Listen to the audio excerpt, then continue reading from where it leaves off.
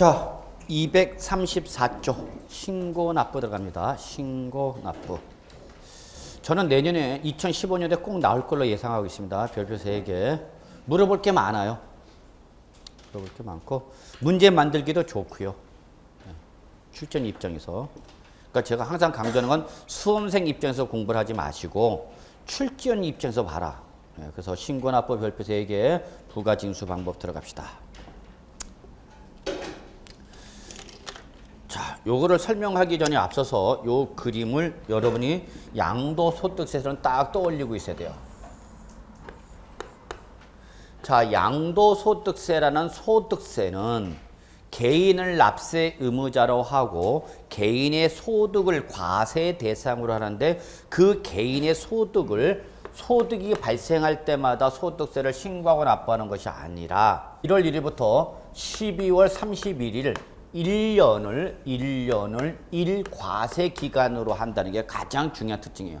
그래서 소득세는 무슨 세? 기간세. 일정한 기간을 단위로 하여 부과되는 조세란 얘기입니다. 그래서 그 소득이 발생하면 그 발생한 소득이 발생할 때마다 소득세를 신고 납부하는 것이 아니라 그거를 1년 단위로 어떻게 하라고요? 합산해라. 그랬죠. 합산해라. 내가 100의 소득이 발생했다가 20의 손실이 발생하고 10의 이익이 발생했다. 소득이 발생했다. 그러면 그 1년 동안에 발생한 소득 금액을 모아요. 합산해서. 그 1년 동안에 벌어진 소득 총액에 대한 소득세를 계산해서 그 소득세를 다음 연도 언제? 5월 1일부터 5월 31일 사이에 그 1년치에 대한 소득에 대한 소득세를 뭐하라? 신고하고 납부하라. 그 얘기입니다, 여러분. 언제? 다음 연도 5월 달에. 그러니까 매년 5월은 직전 연도 1년 동안에 벌어진 소득에 대한 소득세를 뭐 해야 되는 거예요, 여러분? 신고하고 납부하죠. 그러면 제가 항상 강조한 게 뭐예요, 여러분? 신고 납부는 누구 보고 액션을 취하라? 과세권자와 납세의무자 중에서 누가 액션을 취하라? 납세 의무자가 스스로 자기가 벌어들인 소득에 대한 소득세를 계산해서 뭐하라? 신고하고 그 신고한 세액을 뭐하라, 여러분? 납부하라. 그 얘기야. 이해되시죠? 그래서 소득세는 이렇게 과세 기간 12월 30일이 종료가 되면 12월 30일이 어떻게 되면 종료가 되면 땡! 1년치에 대한 소득세 납세 의무가 발생합니다. 이게 바로 소득세 납세 의무의 성립이죠. 너 12월 30일이라는 과세 기간이 끝났기 때문에 소득세라는 납세 의무가 뭐한 거다? 발생했다. 그래서 발생했다는 시그널 뮤직이 바로 딱 12월 30일이 종료가 되면서 새해 1월 1일이 되는 순간 종각 보신각에서 종로 보신에서 타종하는 거죠. 땡 종칩니다. 그 종을 외치는 거예요. 소득세 납세 의무 발생. 그 얘기입니다, 여러분. 저는 그렇게 들려요. 저는 종치는 게 괴로워요. 그래서 제가 자꾸 옛날 얘기하면 안 되는데 지점에 근무할 때 주택은행 종로 지점에서 근무를 했는데 종로면 이때는 아주 바글바글 했던데 여러분 아시지만 옛날에는 나다 하면 종로, 명동 이쪽이 있죠. 그럼 종로 지점에서 하여튼 이날에 바글바글 됩니다. 12월 24일 이럴 때 바글바글 됐죠. 그래서 한때는 제 입행 동기 친한 친구가 12월 24일 날 야, 우리 여기 바글바글 되는 종로 있지 말고 시외로 나가자. 그래갖고 친한 친구 하나하고 제 1년 후배하고 셋이서 남자 셋이서 옛날 파고다 공원 맞은편에 여행사들 관광버스 있어갖고 그렇게 시외로 나가는 게 있었어요. 그래서 송추 간다고 그래갖고 야, 우리 그러면 송추 가자. 그래갖고 떠나자. 탔어요. 그랬더니 그 안내양이 남자 3분이세요? 그러더라고요. 예, 그랬어요. 그랬더니 이상하게 쳐다보더라고요. 그래서 딱 타니까 승무원이 저 맨 뒤로 가래, 우리 보고. 5자리인데. 그래서 맨 뒤에 갔어요. 왜 그런지도 몰랐어요. 일단 우리는 송추 시외로 떠나는 그 기쁜 마음에 막 있었어요. 근데 그 버스 타고 이렇게 가만히 보니까요. 다 거기가 커플석이야, 다. 남녀 이렇게 앉아있는데 거기만 뒤에서 남자 세 놈이 시커멓게 쳐다보고 있는 거야. 그걸 몰랐죠. 그냥 시외 나간다는 우리 종로가 있어요. 그래갖고 그냥 저 청와대 그 삼청동이 딱 그렇게 시외로 나가니 거기 넘어가니까 불 다 꺼주더라고요. 버스 불을 다 꺼준다? 그러니까 우리는 뭐 하고 있어요? 이렇게 하고만 쳐다보는 거죠. 앞에 거만. 근데 사람들 머리가 자꾸 내려가 아래로. 뭐 했는지 난 모르겠어. 그래서 사기당했죠. 그래서 송초 가니까 사람들 2시간씩 자유시간입니다 그러더라고요. 그러니까 다들 뭐 산으로 올라가대요, 커플들은. 근데 남자 세 놈은 할 일이 없잖아. 그러니까 그 별장에서 이렇게 그 휴게소에서 이렇게 하고 있으니까 여자 승무원이 불쌍해서 그런지 어떻게 세 분이 오셨어요, 남자분만. 그래서 우리는 그냥 시외 나오는 줄 알고 바람 쐬러 왔더니. 예. 그래서 여자 승무원이 우리랑 놀아줬어. 불쌍하다고. 자, 여러분. 12월 30일 뭐 하면? 종치면. 그 1월 1일부터 12월 31일까지의 과세기간이 뭐 함으로써? 종료됨으로써 소득세 납세의무가 발생하는 걸 우리는 세법에서 뭐라 하냐면 납세의무의 성립 그럽니다. 알으셔야 됩니다, 여러분. 그러면 시험에 이렇게 나온 거죠. 소득세 납세의무 성립일이 언제예요? 이렇게 하면 시험에서 소득세 납세의무 성립일이 언제예요? 그러면 과세 기간이 끝나는 때 이렇게 잡으실 수 있어야 됩니다. 중요한 거 여러분, 이 시험에 잘 나와. 조세총리에서 가장 중요한 겁니다. 자, 요거 제가 이렇게 쓸데없는 얘기를 한 이유는 여러분들 조금 임팩트를 주기 위해서 조금이라도 오래 가기 위해서. 그래서 종치면은 소득세 납세만 뭐 했다? 발생했다. 그래서 여러분 12월 30일 날 종치면 제 생각에 떠올라야 돼요. 어머, 우리 세법 교수님 얘기한 종치네. 종치면은 소득세 납세모가 뭐 했다고요? 발생했다. 송치 떠올리는 거 아니야? 네, 납세모 발생했다는 게 떠올라야 되는 거야. 자, 그러면 그 1년치에 대한 소득세를 언제? 다음 연도 언제? 5월 달에 뭐 하라는 얘기야? 신고하고 납부하라는 얘기야. 자, 여기까지 아셔야 돼요. 근데 여기서 잠깐 생각합시다. 그러면 과세관청 입장에서는, 즉 과세권자 입장에서는 1년에 대한 전 국민에 대한 1년 동안에 발생한 소득에 대한 소득세를 소득 연도 발생 연도 다음 연도 언제 5월 달에 뭐 한다고 그러면 신고납부. 그러니까 1년에 몇 번 들어와 세금이? 한 번 들어온단 말이야. 근데 국가나 지방자치단체는 각종 공공사업을 수행하니까 돈은 매일 나가는데 들어오는 돈은 딱 1년에 한 번 들어온다는 얘기야. 그리고 납세 의무자인 개인도 한꺼번에 소득세를 내니까 부담이 크더란 얘기야. 목돈을 내야 되니까. 이해하세요, 여기까지? 예. 여러분 생각해봐. 여러분 아저씨 급여가 매달 지급하지고 1년에 한 번 딱 12월 30일에 한 번에 들어온대. 목돈으로 들어온대. 매달 월급으로 받으실래요? 1년에 한 번 연봉으로 받으실래요? 그러면 여러분 어떤 거 선택해요? 1년에 한 번 받으실래요? 매달 받으실래요? 매달 받아야 돼요. 왜 매달 받아야 돼요? 돈은 매일 나가니까. 그렇죠? 그럼 나가는 돈을 어디선가 메꿔야 되니까 돈을 한대요. 그리고 중요한 게 있죠. 여러분이 1년 12월 30일 연봉 받는다 생각하세요. 그러면 12월 30일까지 살아있는다는 보장이 있냐고. 미래에 뭐가 있죠, 여러분? 위험이 존재하죠. 그러니까 확실성을 강조하기 위해서, 확실성을 더 확정하기 위해서 월봉 받는 거죠. 과세관청 입장도 똑같아. 소득세가 1년 지나서 한 번에 딱 들어온단 말이야. 그러니까 너무 힘들어. 그래서 너 원래는 언제 내야 되지만 5월 달에 내야 되지만 네가 부동산 등을 뭐 하면 양도를 하면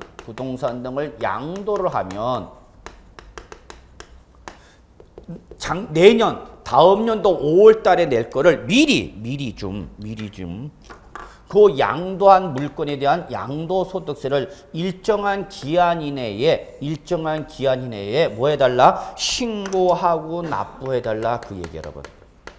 이때까지 기다리기가 너무 힘들다는 얘기야. 자, 봐요. 양도를 하면 양도한 날부터 일정한 기한 이내야. 이때 요거를 바로 뭐라냐면 양도소득 과세표준 예정 신고 납부라 그러는 거고요. 요거를 다음 연도 1년치에 대해서 확정된 거다. 그래서 이거를 양도소득 과세표준 확정신고 납부랍니다. 그래서 결론 낼게요. 양도소득세 신고는 두 개입니다. 무슨 신고와? 확정신고와 예정신고고요. 이게 원칙이고 이게 예외 규정입니다. 이해하셔야 돼요. 소득세는 기간세로서 1년치에 대한 소득에 대한 소득세를 다음 연도 5월 달에 확정신고 납부를 해야 되지만 이렇게 5월 달에 1년에 한 번에 들어오면 과세관청이나 납세무잖아. 힘드니까 뭐 하면 부동산 등을 뭐 하면 양도를 하면 그 양도한 날부터 일정한 기한 이내에 그 양도 물건에 대한 소득세를 뭐 해라? 신고하고 납부하라. 요걸 뭐란다 여러분? 양도소득 과세표준 무슨 신고? 예정신고. 이에 대응되는 5월 달에 신고하는 걸 뭐란다 여러분? 확정신고. 그러면 결론부터 내릴게요. 이 둘 중에 하나는 반드시 시험에 나오거나 둘 다가 나오는데 진짜 중요한 건 얘입니다. 별표 3개.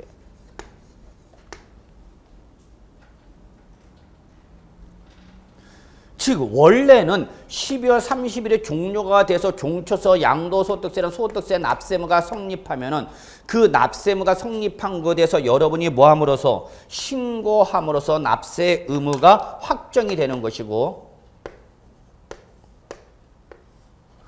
신고된 세액을 여러분이 뭐 하면 납부하면 납세무가 뭐가 되는 거예요? 소멸되는 거죠. 이걸 우리는 납세 의무의 성립과 확정과 소멸이라 하고요. 이 중에서 시험에 잘 나오는 게 바로 요 납세무의 성립과 확정이라는 내용이 가장 시험에 많이 나오는 거죠. 납세무 성립 과정에서는. 요거는 제가 조세 총리에 설명을 안 드렸었어요. 지금 여기서 설명을 드리려고. 근데 그때까지 너무 기다리기가 힘들더라. 그래서 미리 네가 뭐 하면 양도하면 다음 연도 5월달 내 걸 미리 좀 뭐 하라는 얘기야? 신고 납부해달라. 이걸 뭐란다? 예정 신고 납부합니다. 근데 가끔가다 여기서 수업을 제대로 안 들으신 분이 이렇게 또 질문한. 아니 교수님 그러면 부동산을 양도하기 전에 먼저 소득세부터 내고 양도하라는 얘기예요? 이렇게 질문 오는 분이 계셔요. 무슨 말 보고? 예정. 그러니까 요걸 보고 양도 전에 먼저 세금을 내라는 얘기야? 아니라니까. 양도를 양도한 날로부터 일정한 기일 이내라고. 다만 다음 연도 5월달 신고 납부할 걸 대응돼서 이걸 뭐란다 여러분? 예정신고. 뭐에 대해서? 확정신고에 대해서. 근데 시험에는 뭐가 잘 나온다고 여러분? 예정신고 납부가 잘 나온다. 만약에 신고 납부에 관련된 문제가 나오면 답은 여기서 나옵니다. 얘는 물어볼 게 없어요. 소득세 공통사입니다. 요거는 양도소득세만 있는 예외적인 규정입니다. 양도소득세만 있는 예외 규정이고 공인중개사가 반드시 알아야 되는 거야. 양도자한테 반드시 설명을 해. 그러니까 시험에 나오면 여기를 물어보죠.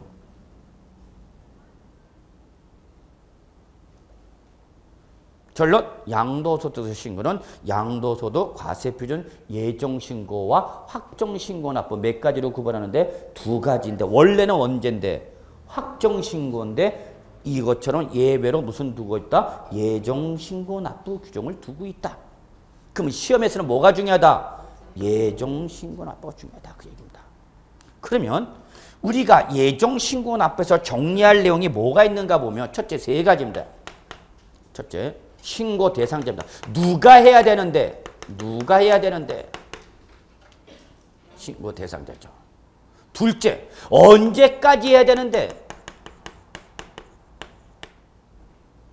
셋째, 안 하면 했을 때와 신고 납부를 그러면 했을 때와 안 했을 때의 차이점이 있겠다 없겠다? 있겠죠. 있어야죠. 반드시. 그러면 여기서 공인중개사가 반드시 알아야 할 내용이 뭐냐? 신고기한. 여러분이 얘기해 주란 얘기야. 언제까지 이 부동산을 양도한 사람이 언제까지 예정신고 납부를 할지 공인중개사인 여러분이 양도자한테 이걸 얘기해 주란 얘기죠. 누구한테 해줄 거냐? 신고 대상자. 그러면 그때 그 신고를 했을 때와 하지 않았을 때. 아, 요거 별표 좀 바꾸겠습니다. 여기가 별표 하나.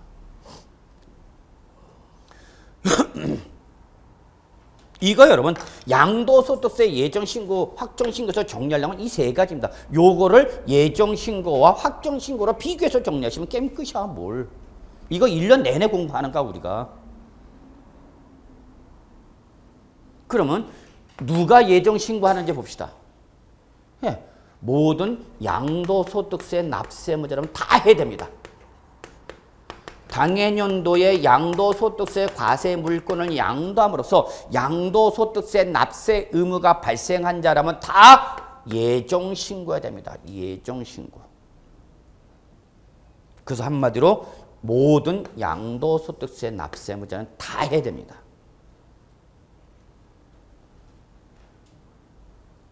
특히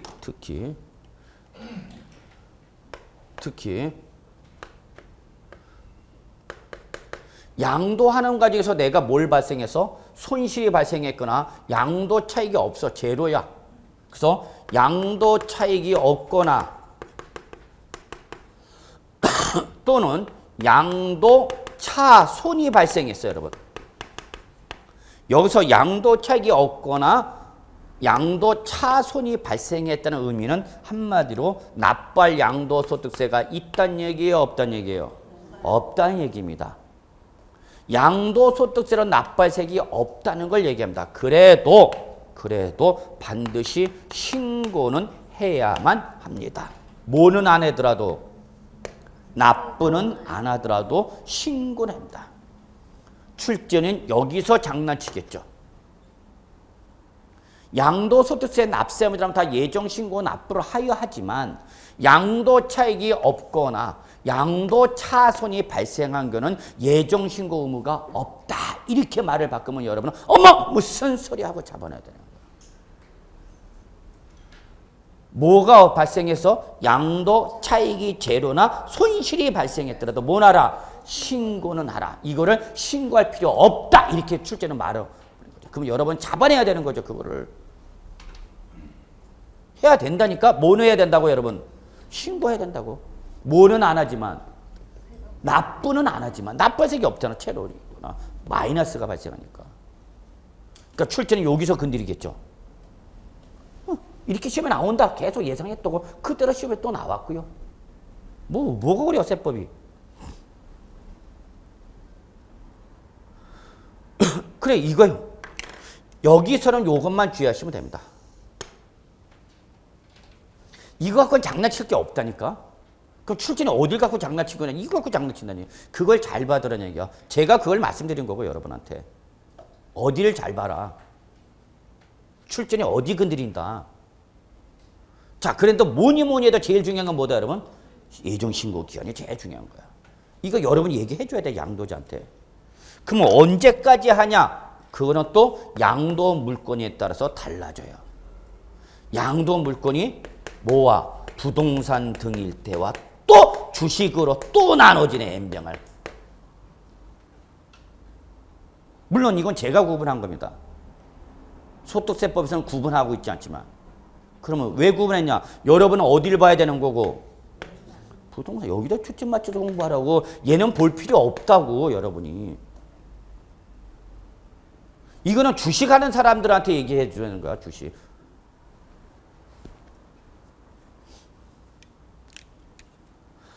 근데 이 투자다 이게 봐요. 돈이 많은 사람들은 재산이 많은 사람은 재산을 투자할 때 반드시 분산 투자합니다. 이거를 영어로 뭐라고 하는 거예요, 여러분? 포트폴리오라고 그러잖아요. 분산 투자한다고. 근데 일반 서민은 분산 투자를 못 해요. 분산 투자할 만큼 그만큼 돈이 많지는 않으니까 몰빵이죠, 몰빵. 한 군데다 쎄레 쳐박는 거죠. 그래서 나는 부동산에다 투자할래. 여기다 몰빵했죠. 근데 지금 부동산 가격이 옛날처럼 우리나라가 개발도상국일 때는 시간의 경과에서 물가가 상승하고 물가 상승하니까 부동산 가치가 상승하고 부동산 가치가 상승하니까 내 차익이 발생하는 거죠. 그러니까 대출 받아서 부동산 사야 써야 돼, 안 사야 써야 돼? 사야 써야 되는 거죠. 그런데 지금은 성장기가 아니라 하락 추세로 가는 거죠. 그러니까 사 놓으면 이게 올라가는 게 아니라 떨어지는 거죠. 여기다 뭘 받았으면 사는 과정에서 대출 받았으면 대출 담보까지 떨어지는 거고, 시가가 하락하니까 담보 다 가능하게 떨어지고, 소위 말하는 여러분 뭐가 떨어져? LTV DTI 막 떨어지는 거죠. 대출 가능이 떨어지는 거 아니야. 그럼 은행에서 당연히 이 대출을 받은 사람한테 요구가 들어오죠. 무슨 요구 들어올까요? 추가 담보를 제공하거나 아니면 이 대출 가능 금액의 감소나 대출금 일부를 상환하세요 하고 요구 들어오는 거죠. 안 하면 은행에서 뭐라 그래? 경매 집어넣겠습니다. 그런 거죠. 강제 집행이 강제 회수 절차가 그런 거죠. 근데 서민이 돈이 있으니까 없으니까 추가 담보 대출도 추가 담보도 못 하고 일부 상환도 하고 못 하고 그럼 법원이 대출 은행에서 뭘 집어넣어?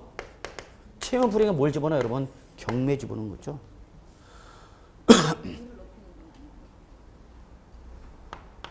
이해하세요? 그럼 대출 가능액이 계속 떨어지나 시가가 하락하니까 그러면 LTV, DTI를 맞춰야 될 거 아니야. 대출 가능액이 줄어들죠? 근데 대출 가능액이 줄어드니까 당연히 일부 나간 대출금 상환하거나 추가 담보 제공하는데 이걸 해 못해? 못해 서민들은. 그러니까 은행에서 강제 회수 집행에 들어가는 거 아니야. 그러니까 가정경제가 완전히 박살나는 거죠. 집 다 쫓겨나는 거 아니야. 이게 터져서 완전히 세계적인 문제가 된 게 바로 미국의 뭐예요 여러분? 서브프라임 모기지 사태죠. 그 정도는 할 텐데 학기론에서. 그렇죠? 하죠? 모기지 사태 발생한 거. 우리나라도 이게 오지 말란 법이 없죠 지금. 국가재무 최고로 올라가 있죠. 이것만 합니까? 모두 올라가 있어요 지금. 경기가 좋으니까 안 좋으니까 모두 지금 만땅이야 만땅 우리나라. 이행할 수 없는 능력까지 올라가 있다고 지금. 맨날 나만 흥분해.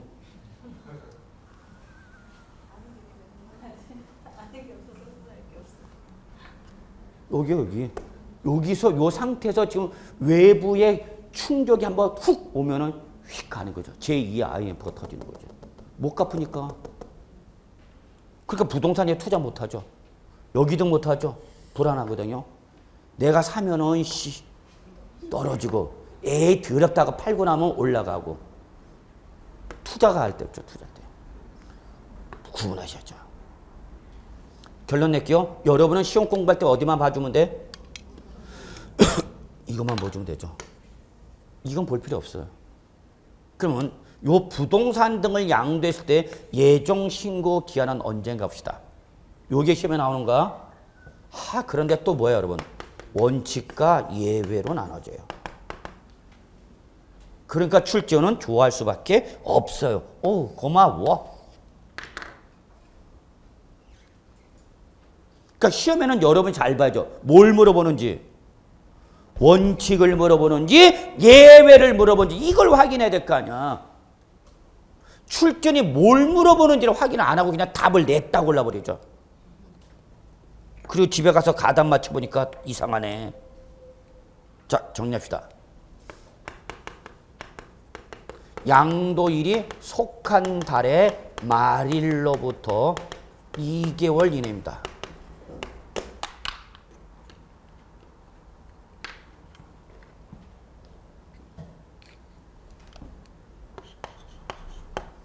반드시 익혀야 됩니다. 자, 그럼 여러분 생각하세요. 여러분 여기서 하나를 건드리고 싶어. 여러분 출전이야. 어디 가지고 건드릴까? 여러분 같으면. 출전이 여기서 하나를 살짝 고치고 싶어요. 여러분. 그럼 여러분 생각하라고. 여러분 같으면 여기서 요 규정 중에서 어디를 건드릴 것 같아요, 여러분? 요게 건드릴 게 두 개가 있죠. 여기, 요거. 그러면 출전은 요걸 좋아합니다. 살짝 어떻게 장난치냐? 양도일로부터 2개월 이내에. 그러면 여러분은 어머 무슨 소리 하고 잡아내야 되는 거죠. 양도일이 아니라 뭐예요, 여러분? 양도일이 속한 달의 말일. 이게 기산점입니다. 이게 기산점이에요. 그러니까 시험에 나오면 여러분이 이게 있는지 없는지 빨리 확인해 하시죠. 뭐가? 말일이 있는지 없는지 확인해. 이것만 체킹하다가 이걸 놓쳐버리면 끝나는 거죠. 이걸 확인하셔야죠. 예를 들어서 오늘이 며칠이에요? 26일인가요? 그럼 오늘 양도했어. 대금 청산일이야. 그러면 이 부동 12월 20일 대금을 청산해서 끝낸 양도자한테 공인중개사인 여러분이 한마디 해주란 얘기야. 언제까지? 언제까지 예정신고라고요? 2월 말이에요? 2월 26일이에요? 2월 말이에요. 그래서 여러분 결론 냅시다. 항상 예정신고기는 뭘로 끝나야 돼요? 말일로 끝나야 돼요. 말일. 절대 놓치면 안 됩니다. 말일로 끝내야 됩니다. 그러면 12월 26일 그러면 여러분 계산할 때 그냥 2월 더해주고 말일로 몰아버리면 게임 끝이란 얘기야.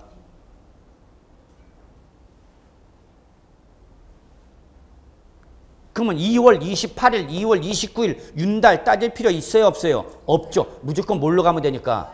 말일로. 왜 말일로 가야 돼요? 말일 기산점이니까요. 자, 지금 제가 얘기하고 싶은 건 이거예요. 기산점이 양도일이 아니라 언제다고요? 양도일이 속한 달의 말일이 기산점이야. 그러니까 반드시 예정신고기는 언제 끝나야 돼? 말일로 끝나야 된다고. 뭐와 관계없이? 양도일과 관계없이. 일수 계산할 필요 있다 없다? 없다는 얘기야. 월단이에요. 됐나요? 아무것도 아니죠? 자, 그러면 합시다. 그러면 3월 26일 날 양도해서 언제까지 예정신고해야 돼? 올 말. 그냥 2만 더해라고 더하고 2월 더해주고 그냥 말일로 몰아버리라고. 이거요. 그런데도 이게 시험에 나오면은 N병을 엄한 삽질하고 있고. 아, 남들은 시험 끝나고 머리가 아프다는데 나는 머리가 안 아프고 팔, 다리가 아파. 왜 그런 거예요? 삽질한 거죠. 내만 파갖고 씨. 제가 이 출전이 어디를 그려드릴지 여러분 스스로 자꾸 예상하라고. 예상하면서 공부하셔야 돼요. 그럼 그게 시간의 경과가 되면 여러분의 누적적으로 점수가 쌓이는 거고, 예상을 안 하고 무조건 외우니까 이건 하나하나 차이가 없고. 다시 한번 마무리 짓겠습니다. 예정신고 기한은 양도일에다 무조건 매달 더해주고 2월 더해주고 뭐를 끝내버리라. 말을 게임 끝이야. 그러면 나오면 이건 반드시 주워 먹는 문제죠. 자, 마지막 합시다. 7월 11일 양도세 언제까지예요? 9월 말. 한 번 더. 11월 20일 양도세 언제요?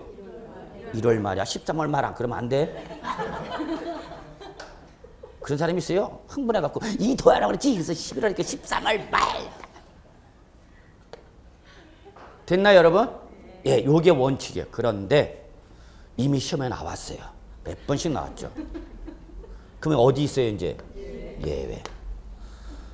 이 예외 규정이 적용되기 위한 조건이 있어요, 여러분. 예외 규정의 조건은 뭐냐면 얘는 여러분이 좋아하시는 국계법. 너무 좋아하죠? 사랑스러운 과목 아니야. 공법. 국토의 계획 및 이용에 관한 법률에 따른, 자, 이게 조건이야. 토지 거래 허가 구역 내의 토지 매매.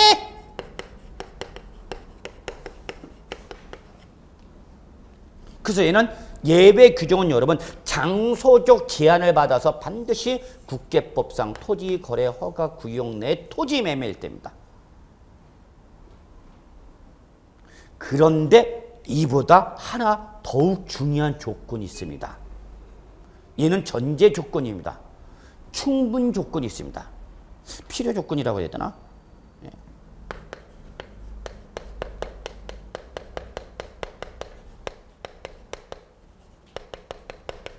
예, 이 조건이 반드시 나와야 됩니다. 허가 전 대금 청산. 여기서 중요한 포인트는 전자입니다. 여러분 국계법상 토지 거래 허가 구역 내의 토지 매매 배우셨나요? 네. 공법과 민법에서 아마 언급이 될 텐데. 배우세요, 안 배우세요? 네. 배웠죠? 네. 자, 그러면 국계법상 토지 거래 계약 허가 구역 내 토지 매매가 일어났을 때는 이때 그 매도자 매수자는 매매 당사자는 그 토지를 관할하는 시장 군수 구청장에 뭐를 받아야 됩니까? 허가를 받아야 됩니다. 맞나요? 네. 언제까지 받아요? 허가는? 매매를 하기 전에 허가를 받습니까? 매매를 한 후에도 허가를 받습니까? 아, 매매 전에만 허가를 받아야 되나요? 저는 모르겠어요. 그건 공법에서 얘기할 거니까. 여기 봐, 여기 봐. 근데 얘는 지금 뭐 할 때? 대금 청산이 다른 말로 어떤 날에 이 날이? 양도일이죠. 잔금 지급이 되겠죠. 여길 잘 봐야 돼. 이게 진짜 중요한가 여러분? 출제는 여기가 중요한가? 이거는 이제 알면 되고 이게 중요한가? 허가를 받기 전에 대금을 청산했다. 그럼 여러분 양도일이 빠른가 허가일이 빠른가 지금? 응? 허가를 받고 양도했다는 얘기야? 허가를 받지 못하고 양도했다는 얘기야? 허가를 받지 못하고 양도했다는 얘기입니다. 그러면 이때 양도일 현재 이 토지 매매는 유효 무효?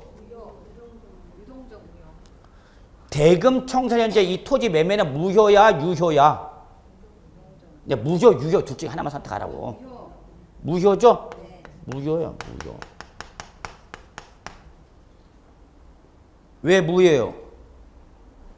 허가를 받지 못한 토지 매매니까. 반드시 뭐를 받으라고 그랬는데? 허가를 받으라고 그랬잖아. 근데 허가를 받지 않고 팔았다고. 근데 그 파는 날 현재 대금 청산 현재 허가를 아직 받지 못한 이게 조건이야. 이걸 잘 봐야 돼. 그러니까 이때 아직 대금을 청산할 때 허가를 받지 못한 상태가 이 토지 매매는 유효 무효? 무효. 그럼 우리 양도속성 양도로 본다 안 본다? 안 봅니다. 이 토지 매매는 뭐니까? 무효니까. 무효니까. 우리 양도속성 양도로 봐요 안 봐요? 안 봐요. 그러다가 사후에 뭘 받으면? 허가를 받으면 이 토지 매매는 무효에서 뭐로 바뀌어요? 유효로 바뀌죠.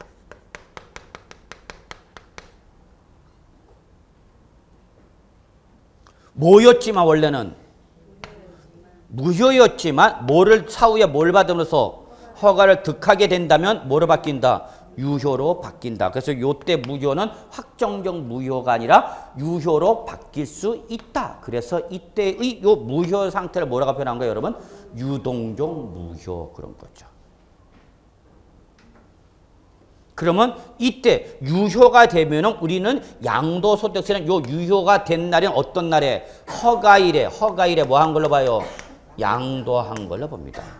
그래서 이때는 잘 보셔야 돼요. 이때는 양도일 기준이 아니라 허가일 기준입니다. 그래서 이때는 허가일이 속한 달의 말일로부터 몇 월 이내입니까? 그대로 가요. 2개월 이내입니다. 그럼 저기 원칙과 다른 점은 뭐예요? 원칙과 예외 다른 점은 뭐예요? 얘는 어떤 날 기준이에요? 허가일 기준이죠. 얘는 어떤 날 기준이에요? 그러니까 출전 이런 거 좋아하잖아. 말 살짝 바꾸거든요, 중간에. 그러니까 이걸 여러분 스스로 예상하고 있어야 된다니까. 바꿀 수 있다라는 거를. 바꿀 수 있다는 걸 여러분 스스로 예상하고 있어야 된다니까. 이 조건을 다 제시해놓고 요거를 살짝 뭘로 바꿔? 허가일을 양도일로 바꿔버리면 여러분은 어머! 하고 잡아내야 되는 거죠. 그러니까 우리 시험 볼 때 계속 무슨 소리가 나야 돼요? 어머! 어머! 하고 막 나와야 돼, 이 소리가. 그러니까 실제로 시험 볼 때 앞에 아줌마가 어머! 어머! 어머! 그러면 저 아줌마 잘 낳고 있구나라는 걸 느끼셔야죠. 그럼 그분 걸 봐야죠. 모르면 그분 걸 봐야지. 그래서 어떤 날에 여러분 여기? 근데 이미 시험에 다 나왔어. 자, 그러면 출전이 예상합시다. 다 나왔어 이미. 그럼 이제 아직 안 나온 게 하나 있어. 고칠 거 다 고쳤어요. 아직 안 고친 게 뭘까요? 요거를 살짝 고치죠. 뭐로 바꿔요? 허가 후. 딱 한 글자 고칠 수 있다. 예상하라는 얘기야, 여러분이 스스로. 그럼 문제를 낼 때 이거를 허가 후 대금 청산을 했을 때 양도소득세는 어느 날, 예정시는 어느 날 기준이에요?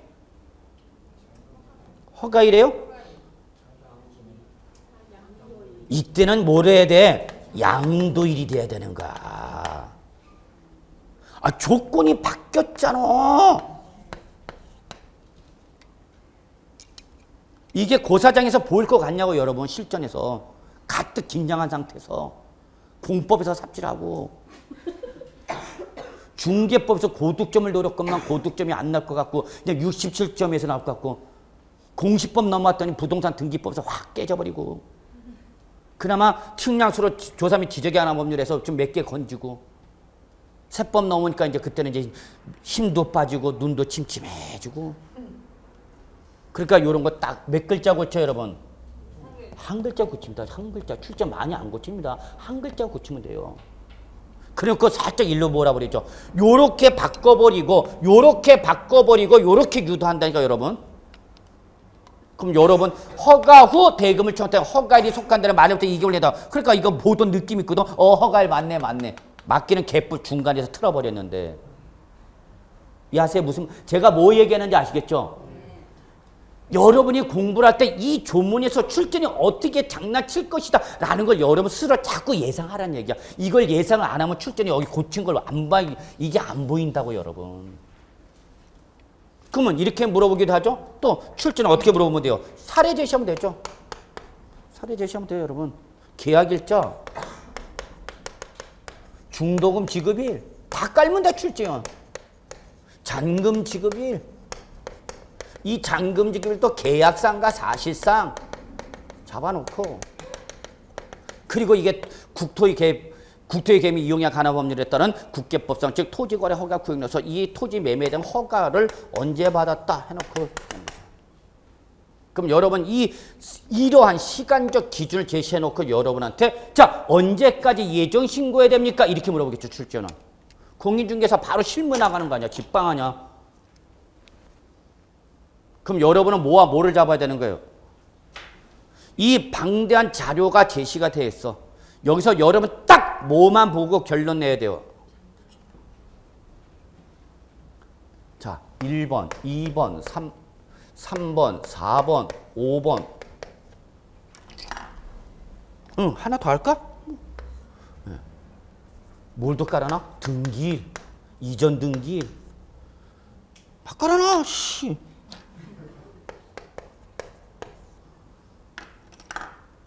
자, 사례 문제가 이렇게 나왔어요. 그럼 여러분 의사결정합시다. 뭐와 뭐 어떻게 돼? 응? 자, 뭐 양도일 잡읍시다. 양도일 어떤 날 잡아야 돼? 양도일은 이거와 이걸 비교해야지. 그래서 이 중에서 어떤 날? 빠른 날에 뭐 한 걸로 보고 양도한 걸로 보는 거죠. 그리고 이게 나오면 이거와 뭐를 비교해서 허가를 비교해서 언제? 이번에는 빠른 날이야 늦은 날이야? 양도일해야 돼요? 허가일해야 돼요? 어떤 날 기준해야 돼? 비교해 봐야 되는 거죠. 허가 전인지 허가 후인지를 잡아야죠. 그러니까 출제는 저는 문제 이렇게 냅니다. 저보고 내라면. 그 산업인력관리공단에서 출제위원 모집할 때 저도 응시했어요. 출제위원 내겠다. 리젝트 당했어요. 안 된다 너는. 왜요? 그때 학원 강사라서. 무슨 말인지 알죠? 제가 출제 들어가면 제가 학원에서 다 미리 먼저 다 얘기하고 있잖아. 시험에 나온다고. 그래서 이제 조만간 빨리 강의 끝내고 그냥 출제나 할래. 자, 저는 이렇게 냅니다, 문제. 그래 놓고 여러분들 딱 물어보면 되죠. 예정신고 기한 언제요? 공인중개사가 얘기해줘야지. 그래서 날짜를 한번 볼까요, 그러면? 여러분. 자, 요거 오늘 12월 24일, 12월 26일, 등기일 12월 27일, 허가일 1월 5일. 다 2014년도입니다. 자, 그에 따른 예정신고 기한 따집시다. 예정신고 기한이 언제냐가 물어봤어, 출제원이. 그럼 언제나 대답하셔야 돼요? 어? 예정신고 기한은 언제냐고요?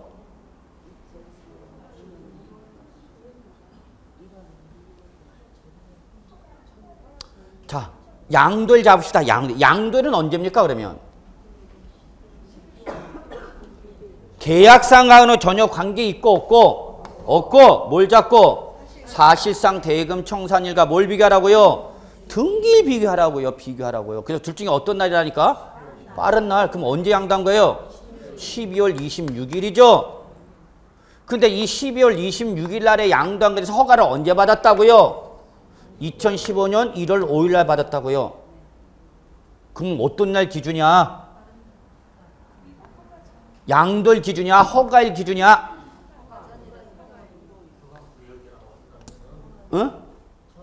지금 토지거래 허가구에 전제를 하는 거 아니야. 지금 허가일 얘기를 하고 있는데. 그러면 양도일 기준이야? 허가일 기준이야? 요때 여러분 외우지 마. 이때는 유효야 무효야 지금? 무효잖아. 우리 양도를 본다고 안 본다고? 안 본다고. 그러다 뭘 받으면 허가를 언제 받았다고? 2015년 1월 5일 날 받았다고. 그러면 이때 비로소 이 토지 매매는 뭐가 바뀐 거야? 유효. 그럼 우리 이때 뭐 한 걸로 보라고? 양도한 걸로 보라고? 그럼 언제까지야? 2015년 3월 말. 자, 이렇게 문제 내는 거야, 여러분. 그럼 이거 단순히 외운 사람 시험 문제 풀겠어요? 못 풀어요. 그냥 나간다. 10중 8구나. 아이고. 또 틀렸구나. 맞춰보니 계속 뭐만 내리고 있어? 피만 내리고 있네.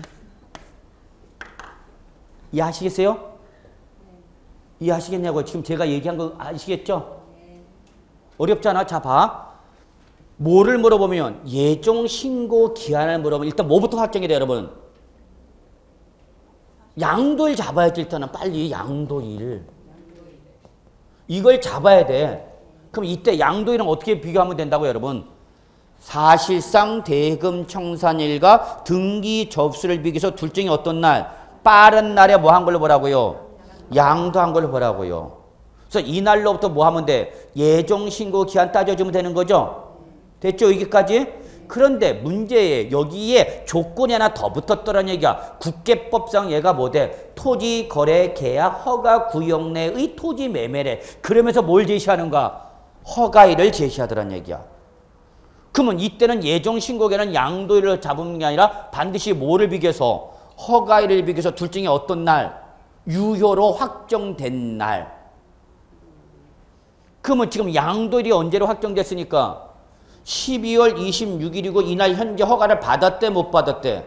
못 받았대. 허가 언제 받았대? 다음 연도 1월 달에 받았다고 했잖아. 그러면 이때는 요 양도일에는 유효고 무효고 외우는 거 아니잖아. 이거 알잖아. 그러면 요건 무슨 상태고? 무효. 그러니까 이때는 언제 허가를 받으면서 토지 매매가 뭐가 돼버려 있어? 이제 유효로 바뀌었다며. 그래서 이게 유동적 무효라며 이 상태가. 그리고 이때 확정돼서 유효가 됐다며. 그러면 이날 기준이야? 이날 기준이야? 허가일 기준이 되는 거죠. 이때 비로소 뭐가 있으니까 유효가 됐어요. 그럼 이날 기준에서 그냥 2월 더해주고 뭘로 몰아버려? 말일. 게임 끝. 뭐? 어려워요? 개뿔 어렵긴 뭐가 어려워? 뭐가 빠른지만 달력보고 계산할 줄만 하면 되는데. 여러분 스스로 예상해야 된다고. 예상해야 된다고.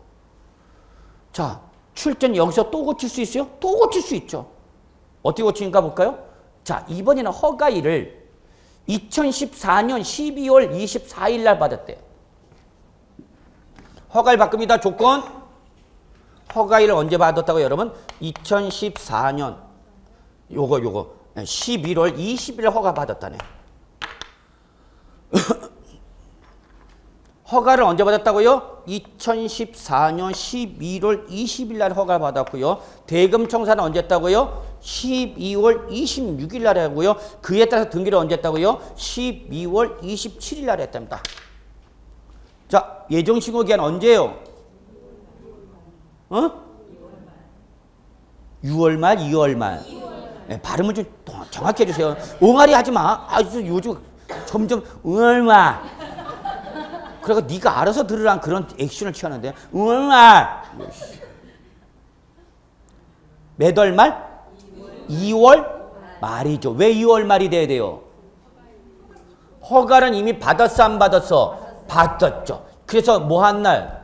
양도를 이제 요 매매는 유효야 무효야?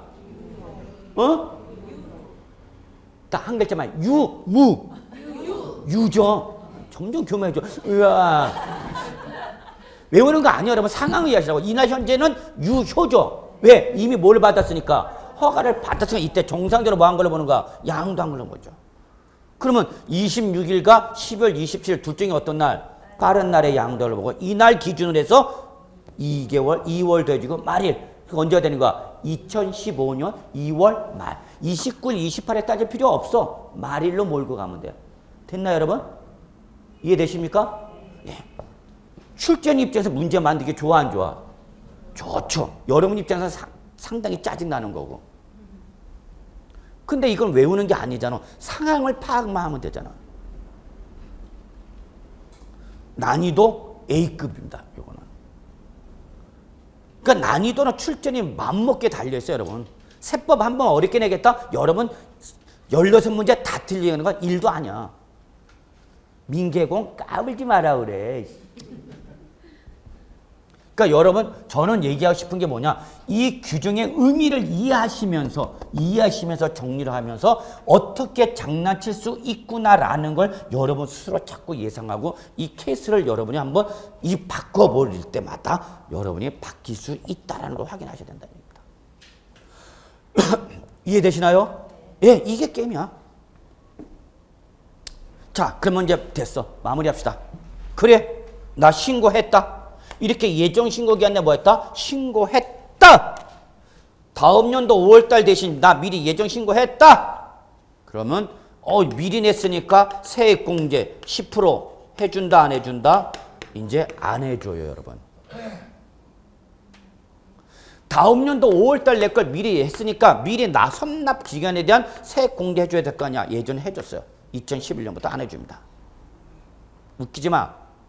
그리고 안 하면 가산세 때립니다. 신고 안 했다고 신고 불성실 가산세 때립니다.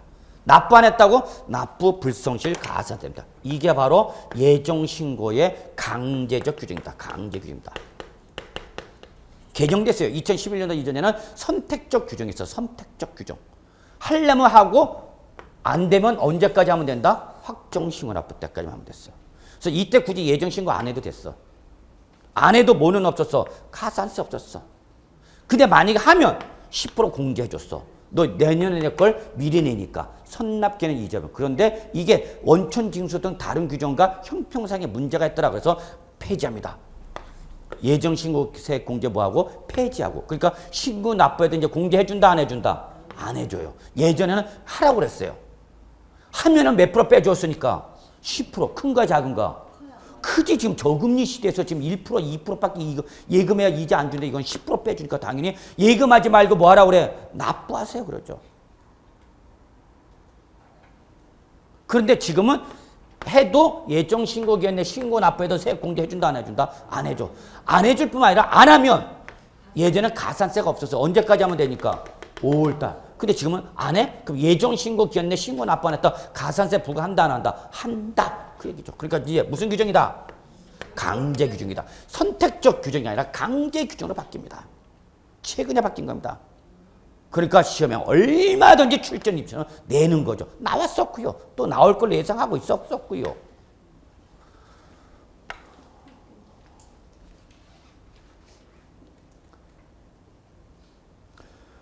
자, 그래서 여러분 예정신고에서 뭐가 중요하다는 걸 말씀했어요. 확정신고는 따로 볼 필요 없어요. 5월달이다? 근데 그게 국계법이다? 똑같다 그러면. 근데 만약에 예정신고기나 신고 납부 안 했다 뭘 때린다? 가산세 때린다. 그러나 신고 납부를 했다도 뭐는 안 해준다? 공제는 안 해준다. 그래서 지금 예정신고는 선택적 규정이다? 강제적 규정이다? 강제적 규정이다. 그러면 항상 소득세면 뭐가 쫓아온다? 지방소득세. 몇 프로 쫓아온다고요? 10%. 다만 지방소득세가 2014년부터는 부가세로 과세가 되는 게 아니라 뭘로 과세한다? 독립세로 과세한다. 그러니까 규정이 더럽게 복잡해집니다. 결론은 똑같은데. 그래서 지방세 소득세 규정이 2014년부터 엄청 많아집니다. 독립세로 과세나 부가세로 과세나 사실 차이는 없습니다만 그거를 독립세로 함으로 인해서 엄청난 후폭풍을 맞습니다.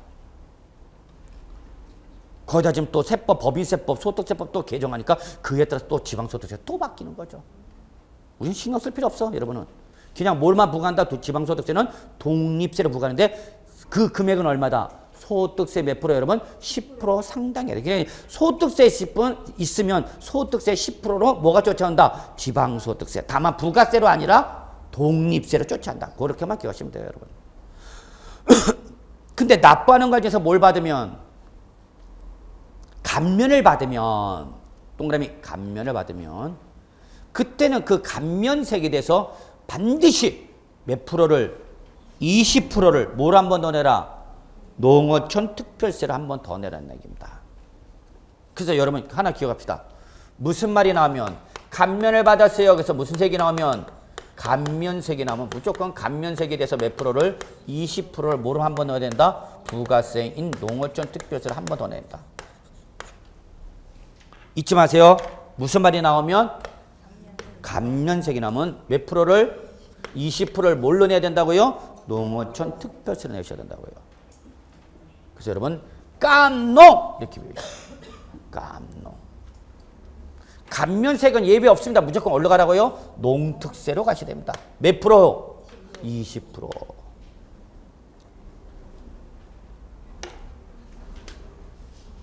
그러면 이렇게 기억했어. 감면세액은 20%를 농특세, 그리고 소득세가 있는 것은 10%의 지방소득세. 다 기억나시죠? 예, 그걸 이해를 하는지 안 하는지 한번 체킹해 보십니다. 자, 그냥 쉽게 나왔네. 산출세액 1,000만 원 이렇게 나왔고요. 근데 얘가 세액 감면을 받았다. 50%를 감면받았대요. 그래서 500만 원을 감면받았어요. 그래서 얼마만 내면 되는 거예요? 얼마 내면 돼요? 납부세액 얼마 내면 돼요? 500만 원. 자, 이때 부가세의 종류와 계산합니다. 시작. 1분 드립니다. 그래서 맞추신 분은 집에 보내드리고요. 네. 틀리신 분은 오늘 주구장창 대기하고 있어야 됩니다. 빨리 계산하세요. 정리하라고요. 여러분 계산하라고. 1분 드릴게요.